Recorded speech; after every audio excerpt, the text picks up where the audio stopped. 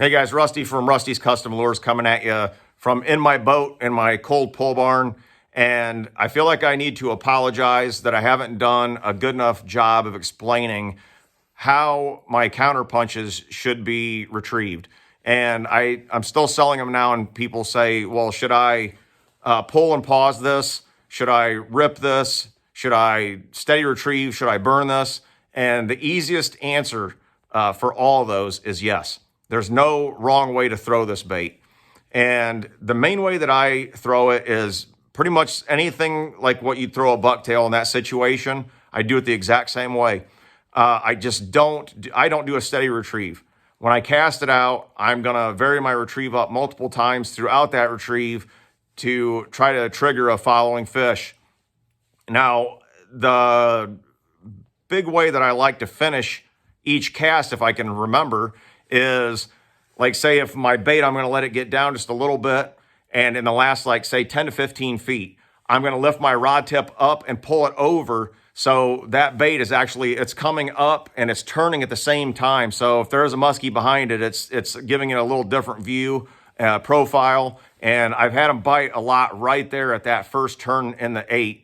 And the other situation that I really like is open water.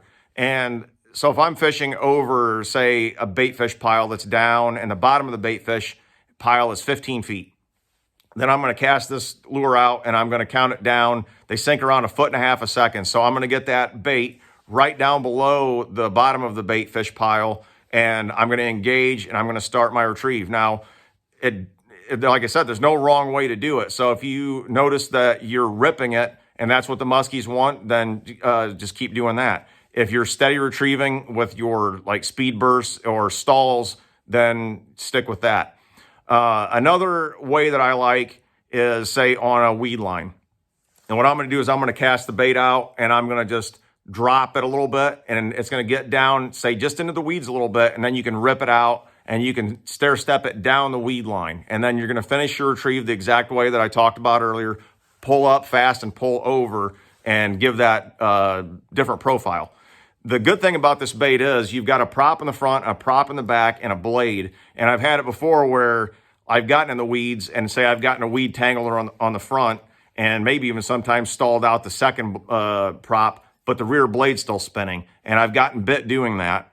And so as long as there's always something spinning on this bait or making noise. It's got rattles in it too, and it's a nice loud bait. So it's going to get a lot of attention, either in open water or up in the shallows or wherever you're going to throw it. So if you have any questions, reach out to me. I hope I explained a little bit better that time. And I'll be at the Wisconsin Muskie Expo next week. So stop in and say hi if you're going to be over there. Or if not, if you want to message me, go ahead and do that. And I'll try to help you out any way possible. So you guys have a great weekend and be safe.